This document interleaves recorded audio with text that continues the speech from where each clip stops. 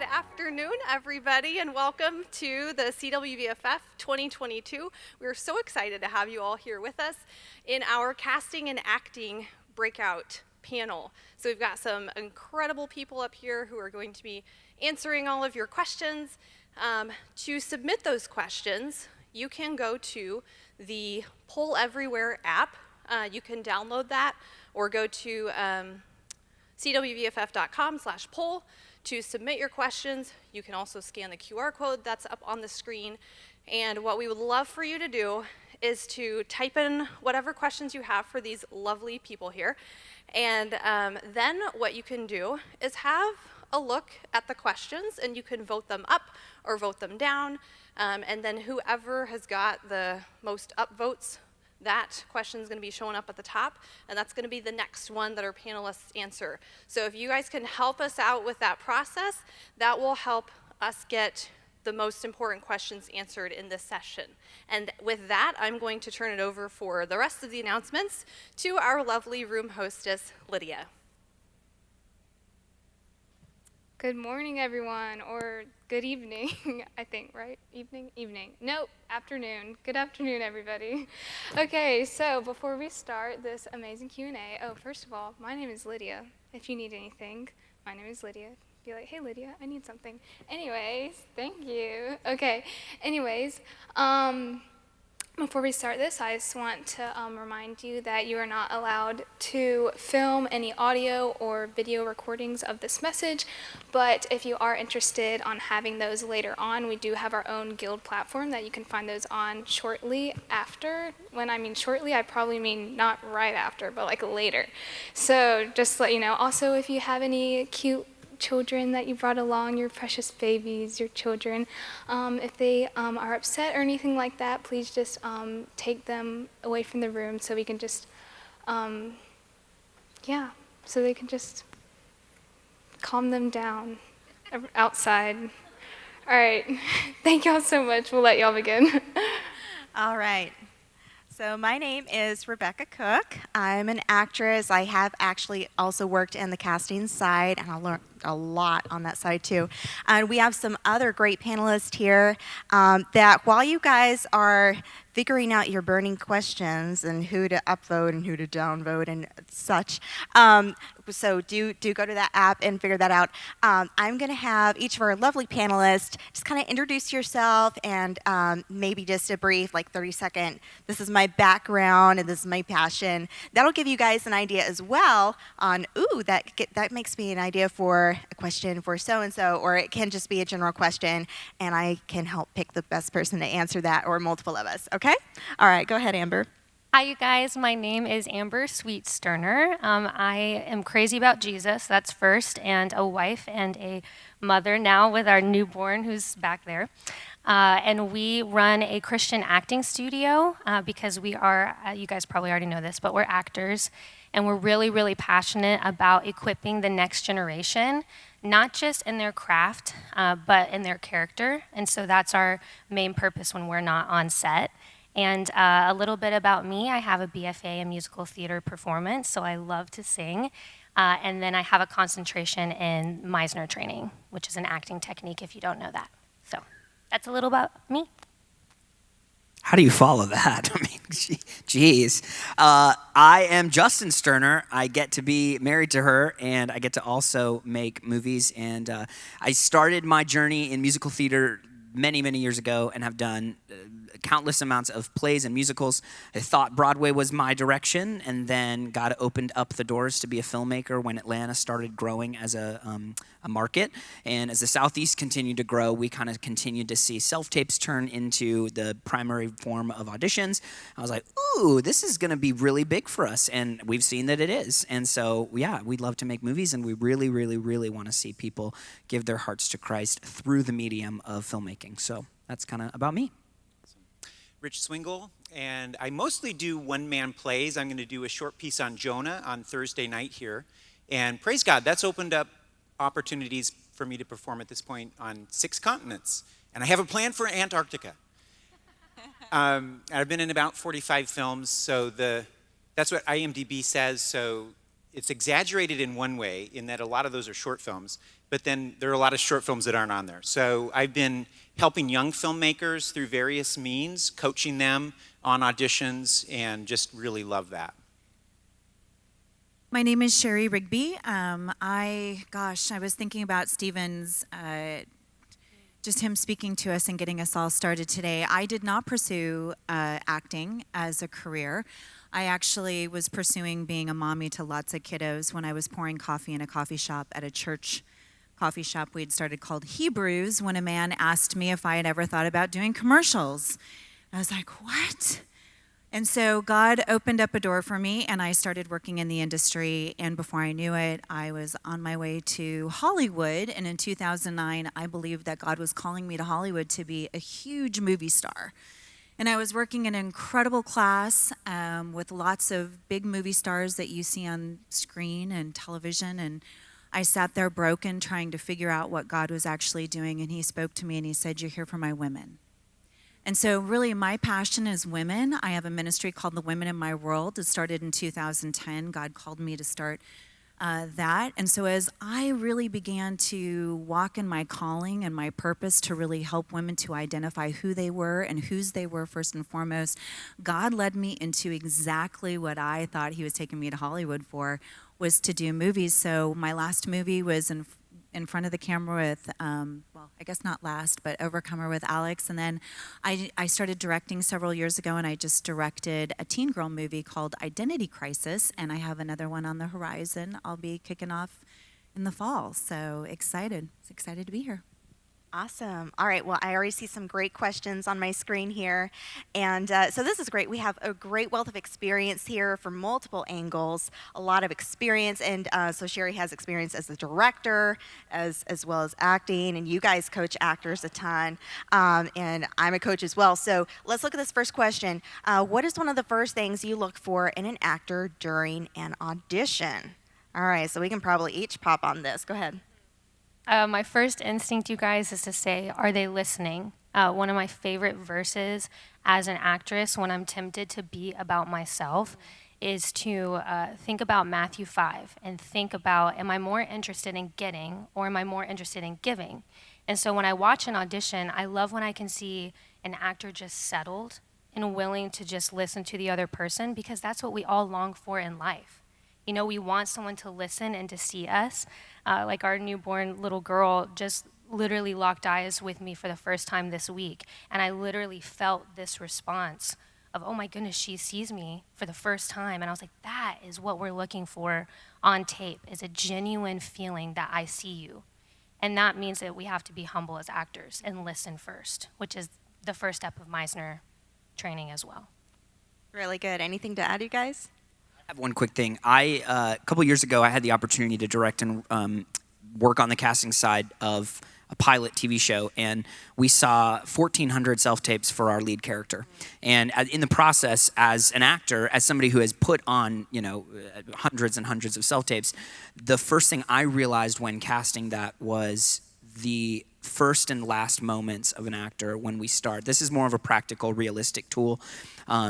I completely echo what Amber said in that listening. I think we recognize when somebody's grounded as an actor, when they're really present, when the settledness kind of in their posture is there, and we can tell, a professional versus somebody who's never worked before, or somebody who's looking to get to that experience when they're really grounded.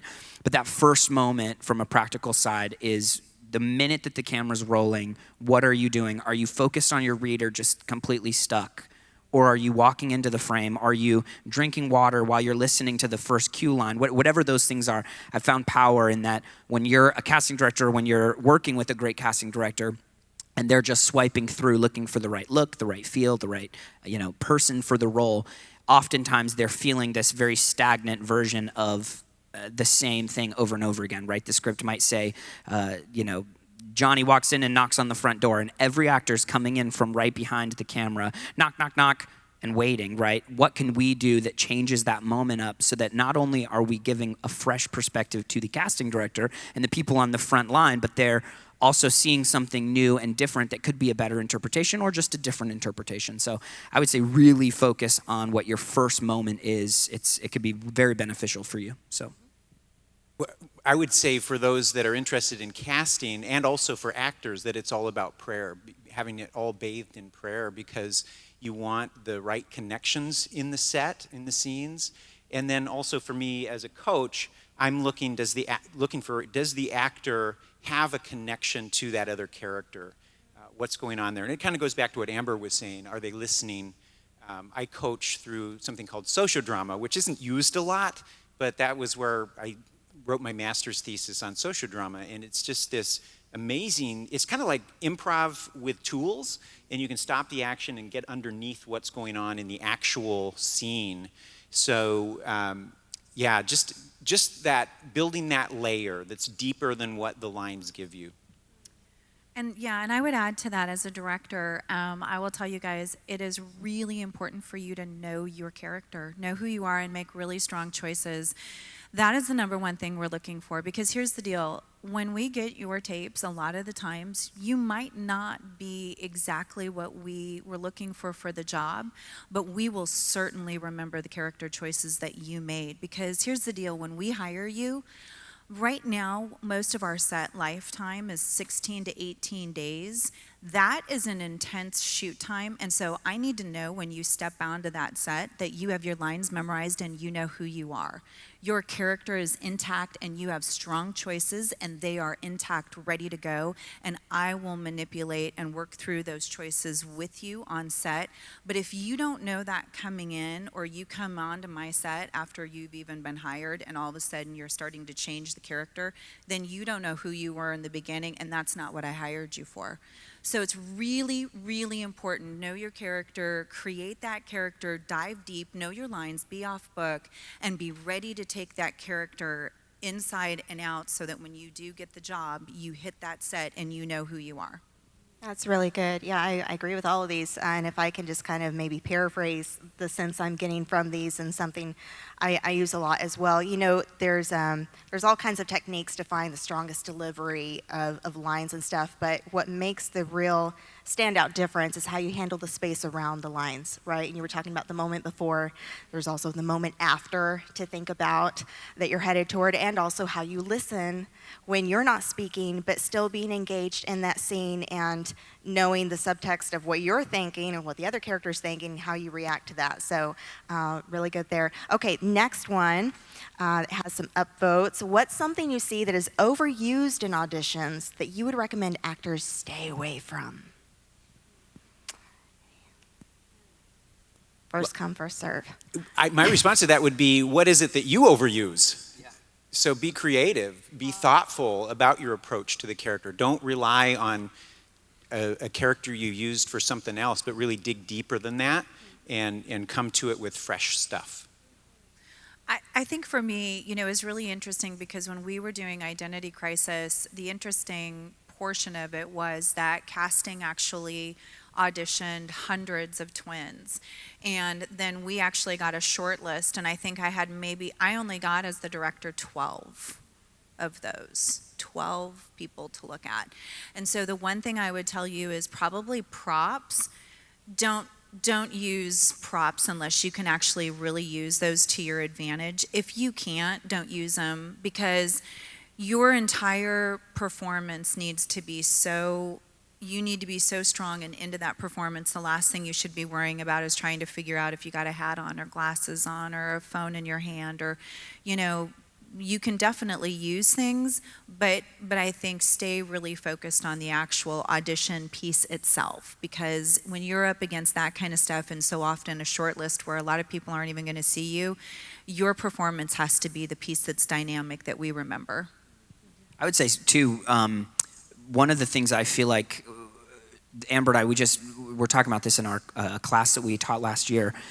We saw so many incredible decisions that happen in the moment that are so fresh, that are so realistic, but also that afterwards we can stop and question. I think being someone who likes to take initiative or to take some wild risks and choices in auditions, I personally have seen a lot of growth from that, but I also would challenge back, would echo what Shari was saying, that because knowing our character influences the decisions and the risks that we're able to take. I think if you're going into the audition ready to just say something or do something crazy for the purpose of getting seen or being looked at with the eyes of, oh, they're different than everybody else, it's probably not the right mentality. But being so grounded in a backstory, a character description, which often we don't get much of. I think as actors, it's very rarely discussed how we may get one page of dialogue and everything else is blacked out,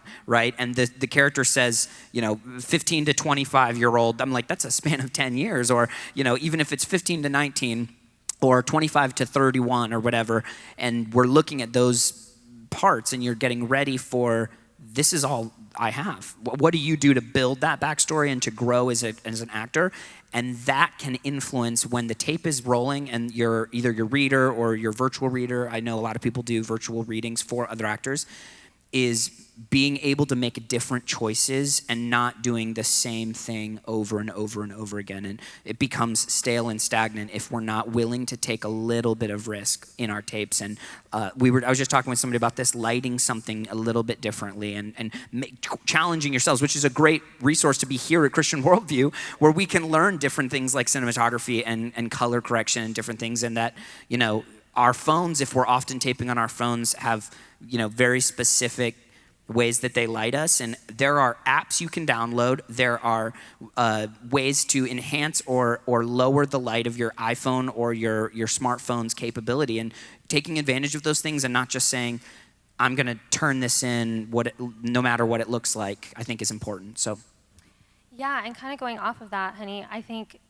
stereotypes, we're so, this is safe. If I kind of get this character and it's comedic, I should probably do it the way most comedy is done. And I think that is not bringing who God made you to the character and seeing, how am I like her? Or how am I like him? And how can I fit the character and kind of dress myself even, if I'm playing a high school girl, lip gloss and my hair up, but bringing Amber or bringing Justin or whoever to the character and making sure. And the other thing real quick I would say are beats.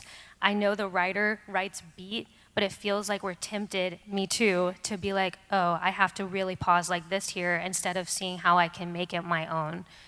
So that's my instinct of what I think is overused. Yeah, I think that's really good. So you kind of see the two ditches there, right? Either you're playing it too safe, where I've seen actors obsess of like, I want to do it the right way, and they try to imagine exactly what the director's looking for in delivery and cadence and all the things. And then you can go on the other end and be making bold choices for no reason other than to be bold. So make sure that you have that foundation there. Okay, what's next? For self-tape auditions, what's the best way to be neutral in case your own take isn't what the casting director is going for, but you're able to do it in several different ways? I think Shari should answer this question. She came and spoke and said something that's great about, Shari, you know how to answer this. I'm just going to go for it. Thank you. This mind does not work on memories anymore. Shari said to us very recently, Okay. if you are supposed to tell the story, Yes. God will put you in the place to tell the story. Ooh, Micah said that back to me this morning, I think. That's really what it's about. That is so true, and I love that you just said that, Justin. It really, if it's your story to tell, you will be the one that is chosen to tell this story. And I think so often we start to worry, is this the tape that the casting director is going to want? Will it be the one that gets my job? Is this I really want to be the actress in this movie. But at the end of the day is, what you give it to the Lord, you open your hands, you pray diligently, you prepare for it, you walk through the steps, and you create an incredible character. You seek the Lord first and foremost, you put the performance up, you make sure it's all the best qualities that you can possibly have as far as lighting and sound, and because those things are important in this day and age, and you hit the send button. And when you hit the send button, you leave it up to God, because truly, at the end of the day, that's all we can do no matter what. And that's not just in acting, that's really in everything that we do. God gives us an opportunity, right? We step in, we give it to him, we do our best, and then we turn it over and let him do his thing with it. And if it's in his will, it'll be your job. If it's not, There's nothing you can do about it. And the last thing I'm going to say about this is the sooner that you can realize that this is just part of your job, and you will probably audition for 50 things before you get one yes. Work at your craft, figure out the talents and gifts, hone in, educate yourself, work to sharpen yourself, sharpen iron, sharpen, put other people around you that have those crafts that can really build you up. And then you start to see, hey, this is part of my job, instead of, I've got to have this because if I don't get it. So just remember that as you guys go into it. And there's a lot of times, the only other piece I'm going to add to this in the casting director portion,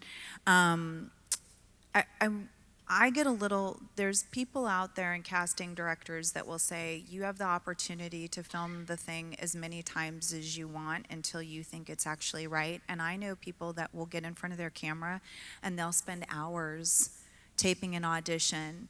And let me tell you something, I think that's a double-edged sword, because here's the reason why. If you can't nail that audition within the first couple takes and send it off, think about what's going to happen to you when you step on set. Yeah. You might, in this day and age, you might get 2 takes. And I'm just telling you straight up. So, you know, if you're working on something for 2 hours and you feel emotionally spent over it and you can't make it happen, I would challenge you to figure out to do something differently, because it's probably not then the audition that you should be doing. So I have something to say on that really quick. I was just watching a movie where the lead character was, weeping in the scene, and it was powerful, it was connected, it was so I was like, of course, I want to go research this. How was this talked about, whatever. And he was saying the same thing, that there were 3 takes in that movie because it was so low budget, it was so independently made. And in the process, I don't think we realized that, there are humongous actors and major people who can award themselves an hour in their trailer alone to cry for a minute before they step on and shoot a scene.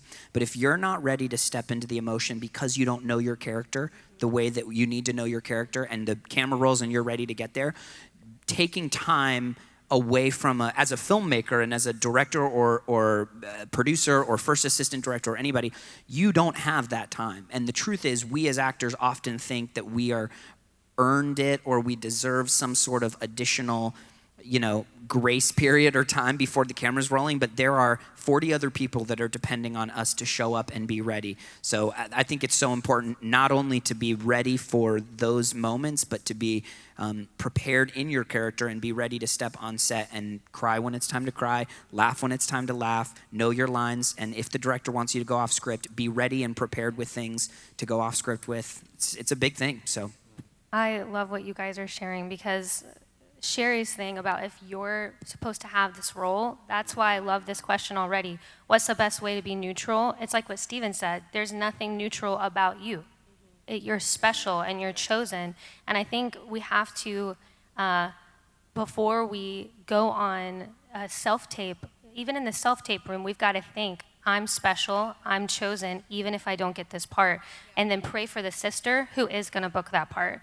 Because I think that the right person, especially in our industry and faith-based, we want the right person to get it. And I know it is so hard. I'll be like, I want this part.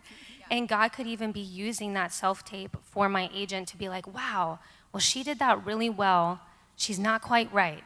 But I think that she's stepping up. She's training. So I would really encourage whoever sent that, don't ever think you're neutral. You're not. And that's really important to know before you go on there. And the other part is, multiple takes. I have to brag about my husband because this is my favorite thing about taping Justin. So we have Justin has helped me a lot be free in my self-tapes. So I like to do my homework, and I'm like, this is who she is. And I'm stubborn about how she is. And we'll do a free take. He'll be like, just change it up and be free. Let it rip. And we ask our agent, hey, is it okay if I send this take? That I think is kind of what I was going for. Normally it's take 1, and then take 3 or so. Because she shows up so prepared in the self-tape room and that she's ready for those moments. And so she could have a script for 4 hours and she spent 4 hours on it preparing to because she's giving her best. That's sweet, honey. But so with the Sorry free, guys, we're just gushing over each other. So. Wow, the baby's but married. yeah, They're the baby's married. like, hey, thanks, mom and dad. But I really do think a free take is awesome. So practically, if you have an awesome agent who says, hey, send some options, that you could totally do that. Yeah, and I see some castings that will actually ask you for a couple of contrasting takes. So, flexibility is a good skill to learn, right? Improv and these different things. So definitely check out their class. It's really great tools in our toolbox. But I do think we need to be careful, right? We're trying to get into faith-based entertainment. Well, we need to not approach that with a fear-based perspective, right? And of, am I enough? Am I too much? Right, and so I think what everybody's saying is, find the version. If you're thinking that says, multiple versions of ways to do this, what is the most compelling and the one that most resonates with you? Don't be worrying about what would be most compelling to someone else. Which one do you connect with? That's what we want to see. We go to a theater, we watch a screen to see someone brave enough to be vulnerable. So go do that. All right, next question. How do you determine your boundaries for playing a love interest as a married actor? I'm not married, so I'll let you guys talk about this. Well, my wife has coached an actress that I kissed. So, but I'm very careful with how much of that I do. And actually, in the time since then, I've moved really, in terms of my preferences, moved away from wanting to kiss somebody who's not my wife. So there's the both sides of that for me, but I would err on the side of protecting your marriage. I'm over here like, you guys have been married longer, Yeah, so I I'm trying to. learn, We're and trying You're to looking at gain. me. We've got some thoughts, but I mean, Taking My notes children here? are confused. actually texting Matt right now. I've been in the industry for a long time, and my husband and I have we've decided what our boundaries are as a husband and wife. And I think that if you're married, that's your first and foremost. You take it before God, you pray about it, and you really pray, and you and your husband, or if you're a man and it's your wife, you sit down and you really talk through those boundaries and what it's about, and that's what you adhere to.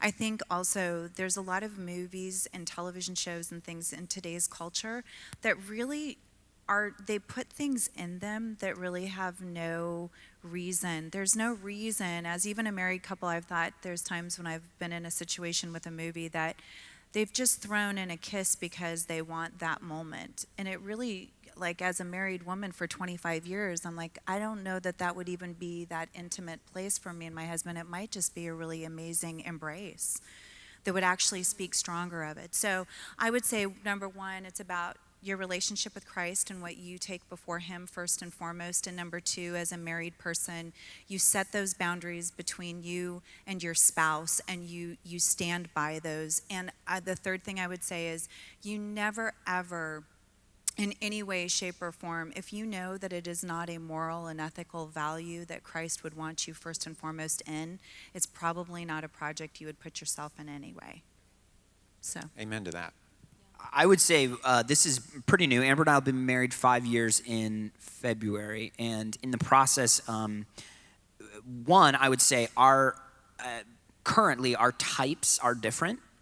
What we play is different. As you guys will see in Lifemark eventually, and in some of the other films that are coming out, I tend to be the comedic relief kind of, funnier, sloppier type of person, and Amber is often getting seen for roles that are the young wives, the young mothers, the people who have more of those moments written in. Now, I have the part that I was talking about earlier during the session that I booked right before that we said no to, that was a really challenging part to look at, because there were a few moments where we didn't have to kiss, but I had to sit on the edge of the bed, and they weren't married, and all of these different things, and I was like, then that's influencing people to do different, and it's really tough to look at material and let that to guide you. But Amber and I, similarly to what Shari was just saying, is that we pray over every project, and I look at a film in its entirety. not just the material that's being asked of me personally. I have a lot of friends and a lot of colleagues that will just say, oh, my part doesn't dishonor God or dishonor my family, but the movie does, right? Or the story that's being told does. And so we as a couple have talked about, if the film in its entirety does not redeem something that is pointing people back to grace, back to the love of Christ, back to the way that he chases us, then it's not a project for us. And that's new. That's a new decision for us, but it's been overtly blessed, I believe, and why God is continuously showing us that our family and what we believe about each other and how we value each other's time and each other as people, as individuals and as actors who both have careers, is infinitely more important than what type of roles we're playing. But it really comes down to the whole project and story, and we pray about everyone. You know, I just want to add really quick one other thing. You know, as an actor and even as a director, I want you guys to also think about something going into these types of movies with these moments. Also, you always need to have an open conversation and dialogue with whoever you're acting across from. You know, there is a moment you always need to be able to say, is it okay if I touch you? Can I actually, you know, and it should be such a human relationship that you should be having this conversation, because you both might not be feeling a certain way in these moments, and then to bring your director into the conversation. Those are really important things to have a conversation about. And I'll tell you what, anybody where you get onto a movie set and they don't have those open conversations as an actor, there's a respect that happens between two people when they're in these types of scenes. And if you're not getting that respect from the other person, then stand up and have that conversation with the other one. It's really important that you guys do that, and especially in this day and age. And you know what? There's a lot of people out there. We used to call this upstaging, and they still do. They call it upstaging, where somebody will, even when you're doing scene study or whatever, and you're in a performance, somebody will upstage you, or they're trying to upstage you. And that is not okay. And even in these performances, people will try to upstage, and they'll do something, and all of a sudden you're like, wait a minute, that wasn't supposed to happen. You weren't supposed to do that. It doesn't even say that in the script. And so you have to be able to stand your ground and know, we're going to have an open dialogue about this. We're going to bring the director in. We're going to talk about this. And you stand your ground in those situations. Can I say one more thing? Oh, I didn't mean to go ahead of you, but Go ahead. This is really important. Be sure, if you're ever in a scene where there's any kind of intimacy like that, to de-roll. And this is something that came from my sociodrama training. But, like, for instance, my character proposed to Julie Tapkin's character in the movie Providence. And I really felt something. And I was like, I got to de-roll here. So I shook Julie's hand. Julie, it was very great performing with you. Her husband was there. Forgetting his, I hope he's not watching. Forgetting his first name, Jeff. I think, Jeff, thank you for letting Julie play my character's wife. We just were like, let's seal this off. This is something that happened here, and now we're going to, as professionals, step away from that and become ourselves, because as good actors, you're really putting yourself there emotionally, and there's something inside of you that thinks this is a real thing. And I honestly think this is why there are so many divorces in Hollywood. Amen. And showmances. There you go. There People you go. that fall in love on movies, and they're like, I'm leaving my spouse because I fell in love with this other actor. And it long lasts until after post-production. The movie comes out, and then normally things fizzle out. That's so good. And I would say the same thing for dark roles. Anytime you're playing something dark, de-roll, leave it behind, get into the light. I'm going to take a note real quick. I think, yeah, that was so good. I was like, receive. And I think the enemy, we have to remember, is not for our marriage. And so putting on the armor and knowing those boundaries before you go on set is really important. So some practical things, just because I think it's fun, and we heard this from our mentors, is we do not drive alone in the car with other people. We're careful how we hug, not because we don't trust this other person, but someone could be taking a picture. We have younger people constantly watching us. I'm watching the older people to learn from them. And so also we're responsible that we're a ministry. And so even if there's nothing going on, let's be real, we're actors and we're fun and we're friendly most of the time. And sometimes people can look and go, that seems like It's not just on camera, and we have to be responsible whether that's happening or not. And I know that that's kind of hard because it's so fun to kind of have chemistry, but that chemistry that's on screen is probably off screen a little bit too. And so we like to just talk about that as a couple to make sure we're not alone with other people and to be friends. Like, it's fun to think, I had a part where I had to get slapped on screen by this guy, and he came in and had to, I had like the makeup for it. And he literally came up to Justin and was like, I know I have to be violent with I was his girlfriend at the time, and he was like, I just want to let you know that I will be safe with her, and was just so respectful to Justin and wasn't even a Christian. And I was like, wow. And it made me feel safe that my performance could be better with him because I felt safe, even though we were being violent on screen. So That's amazing. Yeah. Well, and I was thinking, it's like, I'm not married, right? But there's a lot of single people here in this room as well. So I just want to say a quick thought, because just because we don't have a spouse that we can talk to, right? We're the bride of Christ, and we want to be honoring to him and how we interact with others, and the decisions that we make, the boundaries that we have, we can discuss with him. We really can. And if that's difficult maybe to communicate to someone who doesn't understand a believer's position, I've literally said to casting, if I have an audition with a scripted kiss or something, I'm like, by the way, I just want to let you know that's not something I'm actually willing to do on screen. I'm not able to discuss that with my husband. He's not here right now. So, you can find creative ways to express that and just lighten it, but be honest as well with casting on your boundaries, and with your agent is really important. if I add real quick, and also have an agent, make sure when you're looking for an agent and praying for that you guys are on the same page and that they're, how funny. Well, here we go.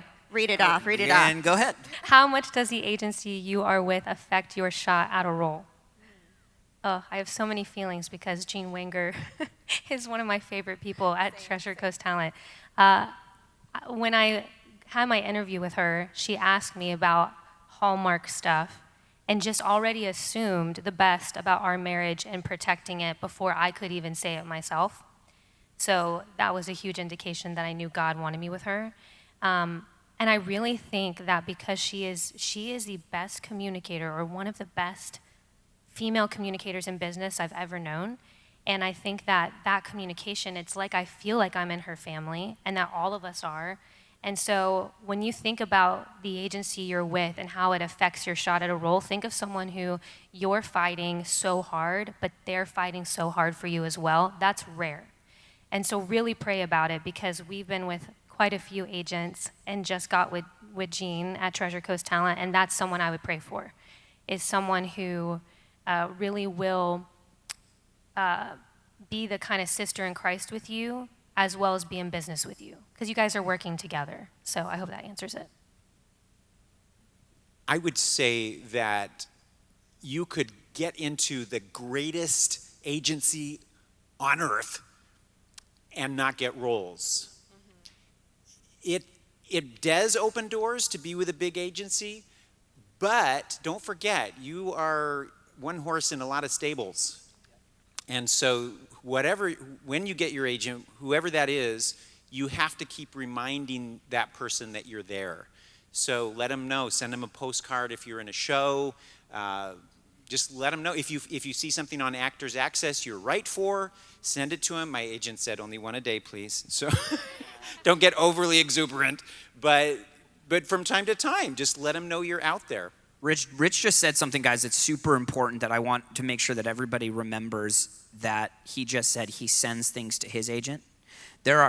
We are in a 50-50 partnership, and there have been roles that I have gotten, or God has blessed me with, that have come from me calling our agent or somebody and saying, hey, one of my friends is the assistant camera operator on this movie shooting next year in this thing. I'd like to read for it. And then she's thinking in her head, Justin wants to get in for this. I'm going to go find it, even if it doesn't come across her desk, right? Sometimes projects don't hit our agents' or managers' desks, and they need to know that we're interested in other things. And it shows that you are hungry too, and want to work and want to use your gifts for the glory of God, hopefully, and that those are the processes that you need to be ready for. And all of these different, Christian casting communities and faith-based film acting, I think, is one, and Actors Access. Those things are great. Of course, you have to be careful the type of material that is coming by through those, and it's often hard to know.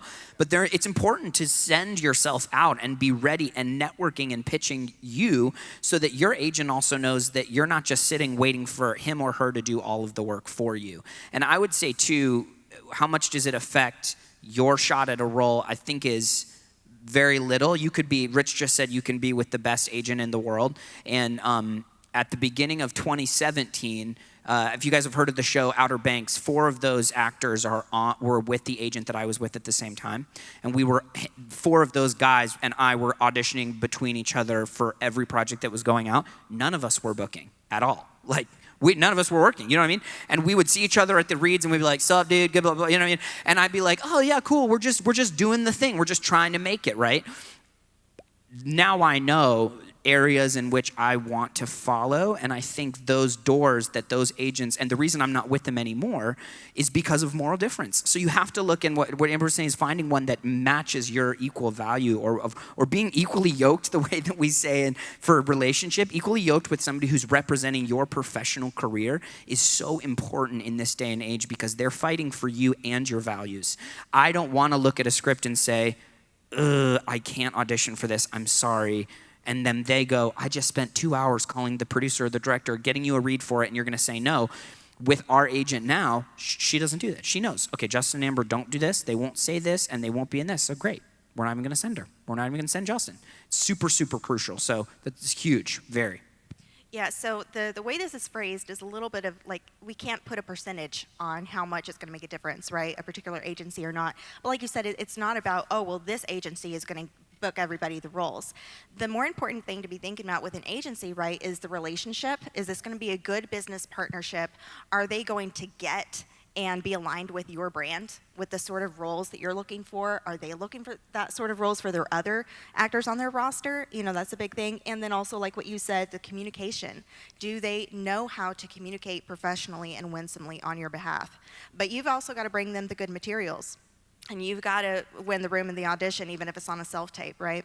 Okay. Anything else on that one, or do we move on? Yeah? All right. Next question, please.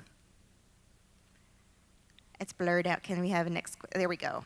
As a director, how do I communicate my creative vision for the actors while giving them room to make their own choices as actors? First come, first serve, you guys. I know almost everybody here is directed, so. I'll say something in 20 seconds. Somebody told me a year ago, or 2 years ago when I was directing that pilot, that was not a faith-based pilot. That's something that's taught me a lot.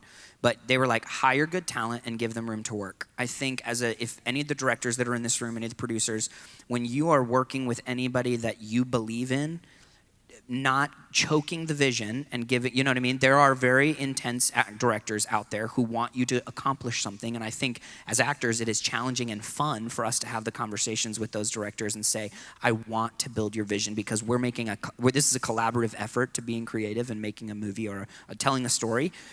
But I think if you are confident in your casting and you bring in the right people, it doesn't take much, and as Shari was saying, we only get 2 takes. Sometimes a director doesn't have the time to direct. They have to know that they're sitting in the monitor, and if it's captured in the frame, and we as actors need to be confident enough that when they say moving on, or when they say we're going to the next scene, you're like, wait, I didn't get 4 takes. Give me another one. I really, really want to try this again. I really think I can give a better performance. If the director comes to you and says, Rich, you did an amazing job. I got what I need. They're thinking about post-process. They're not thinking about right there in the moment how you're feeling. They're thinking about, I know that scene is going to edit in the movie, so I don't need anything else. Let's save our day. That's it.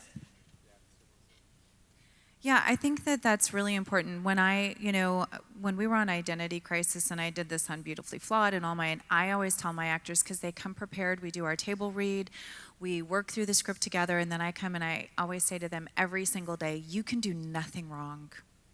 You literally can do nothing wrong. I am here to be your biggest cheerleader.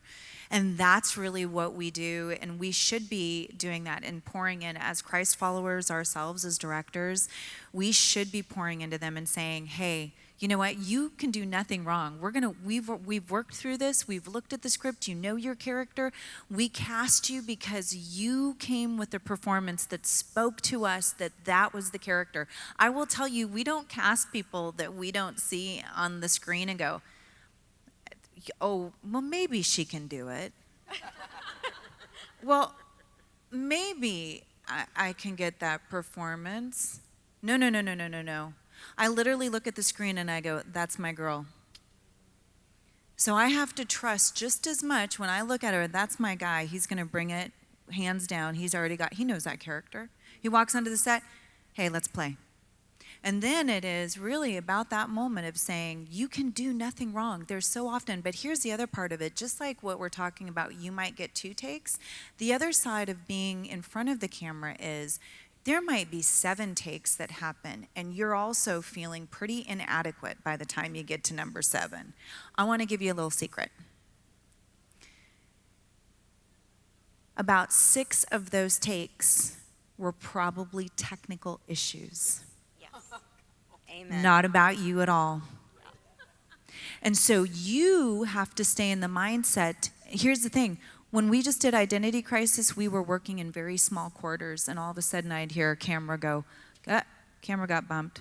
Oh, dolly got off the rail. Oh, and we're all going, oh my gosh, and the actors are standing there because they don't hear all this. And all of a sudden they're like, did I not do what I was supposed to do? And as a director, I always, because I've been the actress in those situations, I literally go to my talent every single time and go, this isn't about you right now. We've already got it in the can. This is actually because we didn't get focus pulled. This was a technical issue. Maybe the sound bounced. We had an issue here. So that's where you come, you're ready to go. You should feel confident in your skin and let everything. But as directors, if you're sitting here and that's your goal today, your talent and your crew, it is just as important for you as a Christ follower to pour into them and let them know that they have been chosen by God and they are in that place and in that position so that you all come out. The spirit that goes into a movie is the spirit that comes out. And so that process on set should be just as anointed. So there's a lot I can say about that, but yeah. I love what Shari just said because I feel like that's what makes a great director is they're not focused on themselves, they're focused on you.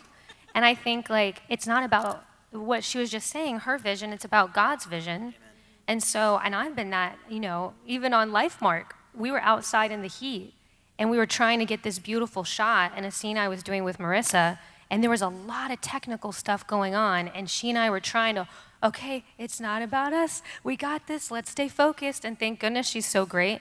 And I just had to literally go, okay, I want to prove myself. It's not about that. I got to think about God. I got to think about her. And she helped me lock in. Because if I just look in her eyes and I'm like, okay, I'm going to listen because I'm tempted to be like, it's 11 times and my DP's getting frustrated, And I think a good director pours in. And as actors, we have to check ourselves constantly to not be insecure and to not think, oh, this is about me. Because it's really not about either one of us. I guess the thing that I would add is that this is the most collaborative art form, right? So the director has a vision, but if I'm speaking to directors here, you have to remember that the actors are bringing to that vision. And I think not to get so frustrated if it's not going exactly the way you want it to go, to be really listening to what's happening in the scenes. Yeah, and the creative vision communication happens way before you're actually rolling the take, right? It happens with the script, with the casting, with all the different things. So hopefully, like you said, you have a really good vision already communicated by the time you're rolling tape. And I think as an actor, like one of the times that really blessed me was when before we rolled anything, rehearsed anything, they were like, how do you see the character? And so I just kind of explained my read on, and they're like, that's it. And so I knew, I felt confident then that we were on the same page, but I also was open to feedback, and I'll put on a different hat now. One of my day jobs is as a script supervisor, and one of the things I love about that is I get to cross-train so much. I get to learn from the directors and the actors that I'm working with, and I get to hear the director if they're a verbal processor. Okay, I'm wanting to kind of communicate this, but then they boil it down just something really short and sweet that the actor can take a hold of, right? Then if it's an adjustment or something. And it's usually not a huge thing, right? Because they've cast the right person. But it gives them something to hold on to that's not a whole big long explanation, because your actor, if they're a good actor, will know how to handle that adjustment, right? And I think the only thing that I would add to that, Rebecca, is such a great point, is that there are sometimes that people are newer on set. They have not been in front of the camera and trained as much. And so as a director, you need to really be aware of that and really think about what are the adjectives, what are things that I can really equate this to and make it a very simple conversation to get my point across. And I think that's important to also to be able to listen and have that open communication. But at some point too, we also have to understand, especially as actors and coming from the director's standpoint, if I can't communicate to you in a matter of a few seconds, really, that you're not going to get it, there might be a line read in your future. I might be giving you a line read because it's something I'm already editing in my head. I already know this is the last shot I need in the editing bay, and I've got to get it in like 60 seconds. Don't get upset about that. Allow that to just happen and go on. Because like what Justin said, we're editing in our head. If I am not editing in my head as I'm directing a movie, guess what happens when we get to post? And that's a big thing with you directors that are sitting out here. It's one of the things that you actually have to learn in the process before you ever get behind a camera, is you have to understand the editing technique that's going into each and every frame that's being shot, so that when you step in to actually create the movie, you actually understand what you're asking from your entire crew and your cast to take it to post-production. One more note, I'm going to put a plug out there for acting coaches, okay? Because some directors, they go out there, they maybe haven't worked on another set, and they're like, well, I want to communicate all this, but they don't know how to talk to actors. We're a different breed. No, we've been taught certain terms and lingo, right, in classes or things, and we've been taught to think about our roles a certain way and communicate about them a certain way. And if you need to, like, a coach can be a really great resource for you. Just get on the same page with them, so that you know they will be communicating your vision and not their own vision, but they can be a sort of interpreter for you in that case, and be that extra emotional support for your actors if you're more of the cinematographer-leaning director, right? And normally your coach is somebody who has that experience before you. Absolutely. And we've noticed maybe 4 or 5 years ago, I helped a student book a self-tape for this big Hallmark Christmas movie. And we're talking like, I think number 2 on the call sheet. He's 7 years old, something like that. 7, right? So his mom is like, Justin, what are we gonna do? We can't figure it out. I'm like, well, I could go to set with him. And they were like, what? I don't know. So, but they did. They advocated. They talked to the casting director and then the producer, and they worked it out. And I spent 3 days on set with this actor. And when the director communicated to him, or the AD who really communicated to him, that he would run into Village and he'd like sit down and be like, okay, so this is what he said. What do I do? Like, you're going to walk to that Christmas tree. You're going to grab this. You know what I mean? Like, more rudimentary for a 7-year-old, but as older and as somebody who is, I want to talk with my coach or somebody who's influencing me. We got FaceTime, we got Zoom, we've got virtual coaching and consultations that I think we all offer and all do, that we want to be a resource specifically for you guys in this room who are chasing after Christly movie making. You know what I mean? Like, that's something we want to do. So get on set, get an opportunity, and then call us later in the evening if we're available or if somebody's up for it. So it's huge. And if you're a director and want to learn how to talk to actors, you can also get some actor coaching or training as well. That's a great thing to do. If you want to be a director, go take acting classes. Amen. And audition. Feel those nerves. Learn how to communicate. Yeah. All right. What is some good advice for when one's first time is as a main actor, or one's first time as a main actor? If you have a lead role for the first time, what is your top tips for them? Pray. It's enough said. I think as a main actor, I mean, you come into these situations and you're just nervous, but you really have to know you have been chosen. You've been chosen, you've been ordained, you've been favored and anointed. You worked hard to get that role. So walk in knowing that God has a plan for your life. And first and foremost, get out of your own way. Enjoy the process. Listen, be humble, submit to those around you. Enjoy the process. Be prepared. Be off book. Come ready to play. Know that it's just as important for you to give to that other person that it is to receive. Make sure that you're serving with a humble heart. There is nothing that you can't do in those situations. Don't ever think that you're lesser. It's like the message that went up before neutral. It's not neutral. You have no idea how many hundreds of people that they've looked at, and you were chosen. So step in, put both feet underneath your hips, pray it all up, and let God do his thing. And that is really what you do. And you walk into the best to your ability to honor God and glorify his name through the process. And that's the way you'll walk in and be successful. Wow. I love that. So good. I think for me, it's like God is the main actor of our story, right? Jesus is the main actor. So there's a whole Bible of how he was the main actor of this story and how to do it. And for me, that has meant a lot of listening. I think when you're the main actor, the person's like, oh my goodness, she must be so great, or he must be so great. So they're kind of nervous to talk to you because you're carrying the story. Maybe they're nervous to do their 2 or 3 lines in a scene with you, or maybe they auditioned for that part and they really wanted it. How can we be a leader, like what Shari's saying, where we feel chosen and we make other people feel chosen too, even if they didn't get the main part?